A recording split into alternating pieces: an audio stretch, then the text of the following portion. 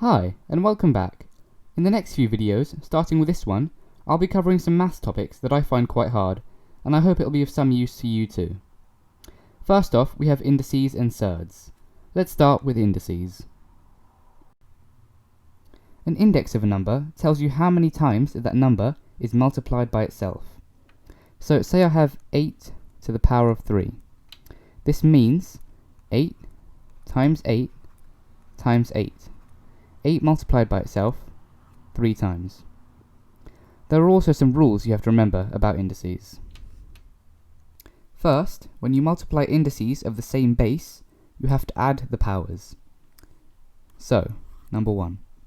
If I have 12 to the power of 4 times 12 to the power of 3, you can see that we've got the same base, 12 and 12, and we need to add the powers, which are 4 and 3. So our answer to this would simply be 12 to the power of 4 plus 3, 4 plus 3, which is 12 to the power of 7. Second, when you divide indices, you subtract the powers. So say I had 8 to the power of 9 divided by 8, again, same bases, 8 to the power of 3. We would have to subtract the bases, so 8 to the power of 9 minus 3, which is equal to 8 to the power of 6. Simple.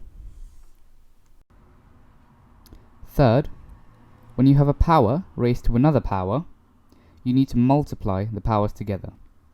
So say I have 3 squared and 3 squared raised to the power of, say, 7. In this case, you'd have to do 3 to the power of 2 times 7, which would be 3 to the power of 14. Fourth, we need to know about fractional powers.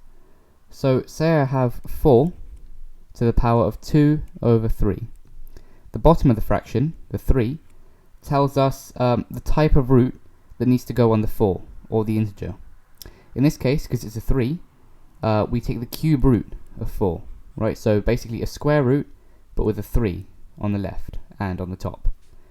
The top of the fraction, the 2, tells us the whole power of the fraction. So in this case, it would be squared, right? So the final answer would be the cube root of 4, this, whole squared. Now I know this can be hard to understand, so let's do another example if we have space. Right over here. So let's take 7 to the power of 2 over 6. Why not?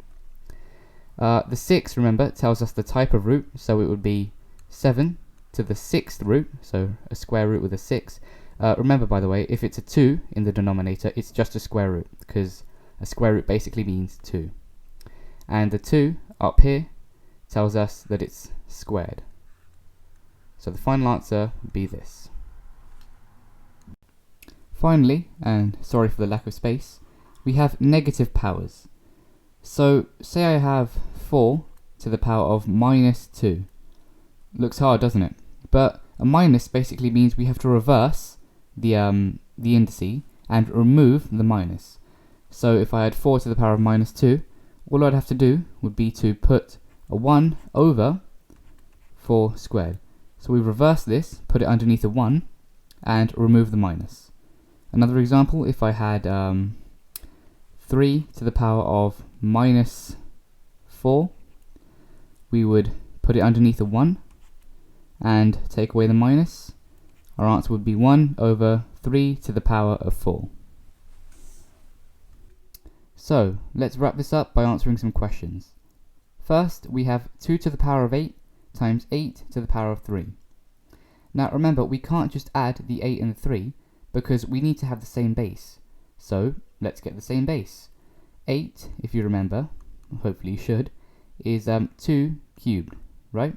So we can rewrite this whole thing as 2 to the power of 8 times 2 cubed to the power of 3, right? Because 2 cubed is 8, and it's 8 to the power of 3. So we can rewrite 2 cubed to the power of 3 as 2 to the power of, as 2 to the power of 9. Because if you remember, a power to a power, you have to multiply them. So our final result is 2 to the power of 8 times 2 to the power of 9. And if you remember, multiplying powers, we have to add them. And our final answer is 2 to the power of 8 plus 9, so 9, which is 2 to the power of 17. Okay, so our second question is 2m to the power of 4, all cubed. So first, we'll work on this step by step. So what's 2 cubed? It's 8, right? 2 times 2 times 2 is 8. So we have 8 over here. Now let's work on the m to the power of 4, to the power of 3. Now remember, a power to a power means multiply. So for the m, we have to do m to the power of 4 times 3, which is m to the power of 12. Sorry, to the power of 12. So our final answer would be 8m to the power of 12. Finally, the big daddy of all indices questions. The square root of 50 times a to the power of 5 over 2a cubed. So let's work on this step by step.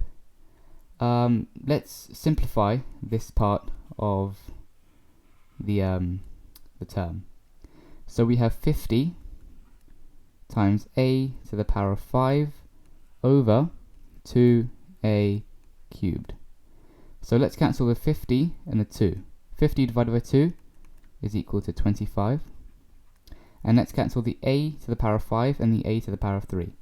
So if you remember, if we divide indices, a to the power of 5 over a to the power of 3, we have to subtract them. So we get 25, let's write it here, 25 times a squared, right? Because 5 minus 3 is 2. Now, let's not forget this final part, which is the squared. So, we square this. And as you can see, it goes in perfectly. So, the square root of 25 is 5, and the square root of a squared is a. So our final answer is 5a. So thank you for watching this video on indices. Hopefully you learnt something out of it. I know I did. If you liked it, please do, like and subscribe and share. Thanks for watching. See you next time. Bye.